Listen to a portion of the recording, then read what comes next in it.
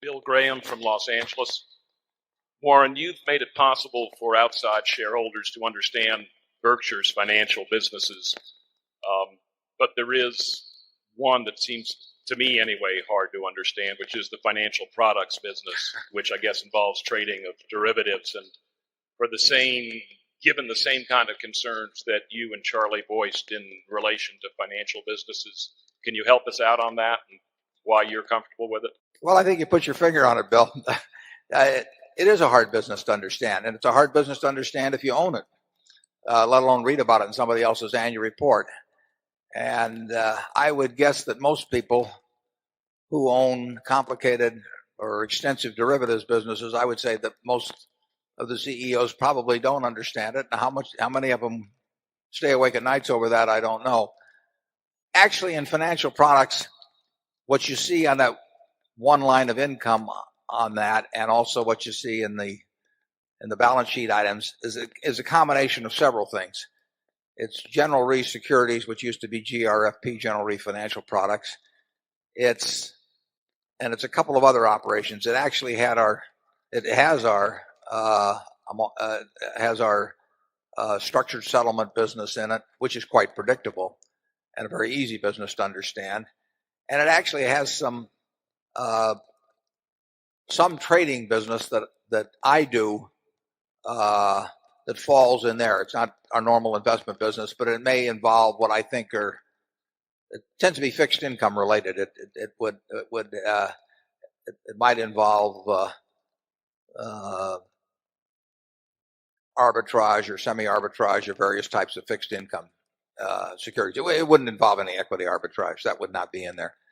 But I would say that it would be a fair criticism to say that neither Charlie nor I know fully, or even in large part, what goes on in the derivatives business. Now, we have a fellow who is both smart and trustworthy running that in Mark Byrne. So we feel very good about the individual. We do not feel the instinctive understanding of everything that's going on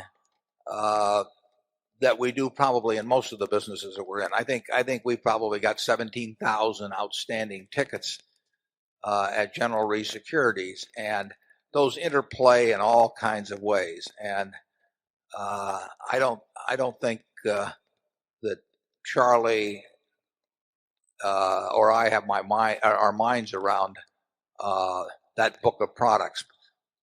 That means we want to be very comfortable with the fellow whose job it is to have his mind around those products. And I will tell you that there's nobody that I'd feel more comfortable with than Mark Byrne. But it's not a natural type business for us. The other things in that area, and we made a fair amount of money in some things that aren't related to the derivative business last year. And those are under my direct control. So I feel okay about that. The structured settlement business is a minor profit area, but it's made us some money, and right now it's not attractive, but it could be again in the future. And there could be other financial type things we would stick in there. But if we stuck in anything, it would be something that I would be running. Charlie? Yeah, that mix includes what I would call oddball pastimes of Warren Buffett. The ones that are publishable. Outside the common stock field. That I'm quite comfortable with, although I'm sure the results will be irregular. The rest of it, and I think we also have what might be called oddball personal ideas of Mark Byrne, and I'm quite comfortable with those. As you get away from that into what might be called more standardized derivative trading businesses, I think it's fair to say I like them less than most of the people do who are in them. Quite a bit less. Yeah. Yeah, we regard that area as potentially being dynamite.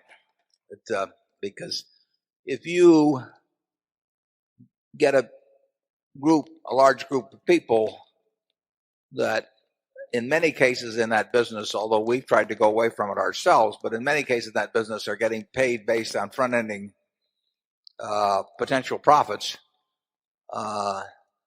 You can get, I mean, that's a dangerous situation to place 100 people in. You're gonna find people who will crack under that in terms of what they will do. We had a case of it actually in the electric utility industry a year or two ago, when Edison in California and through a subsidiary compensated people based on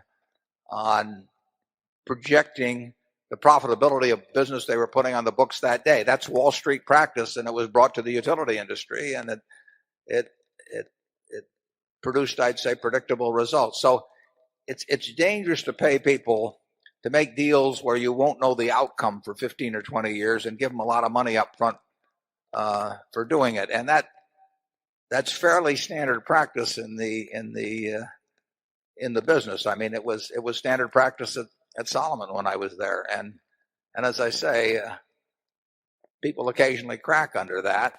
It isn't exactly analogous, but it's worth reading Roger Lowenstein's book entitled When Genius Failed, because it touches on some of the problems we've described. Charlie and I are apprehensive about. The derivatives business has the very significant problem that the accounting profession sold out. The accounting is improper.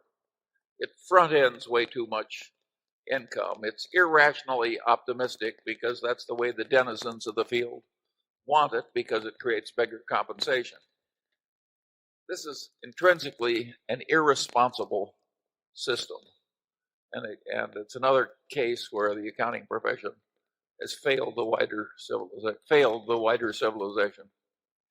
We found, Charlie was on the audit committee at Solomon, and we found single positions mismarked by close to $20 million, didn't we, Charlie? Oh yeah, but deliberate mismarkings was not the main problem. The main problem is the whole system of accounting is wrong. The whole system of accounting is too optimistic. It would be like going into the taxi cab business with a 30-year depreciation rate. Or it'd be like writing very long tail insurance and paying a big commission up front based on the expected profit of that insurance over a 10-year period or something, with that prepared by the guy who wrote the policy. There are certain activities that are really just dangerous in the financial world, and when you get close to that kind of situation, you just have to be very careful. Now, Mark has been implementing a system that compensates, that accounts for this significantly differently than occurs at many institutions. So, you can try to attack it, but it's also hard to get it too far away from industry norms and still do business. I mean, our accounting is way more conservative than the standard derivative accounting of the country. Thank God. Okay, Area 6.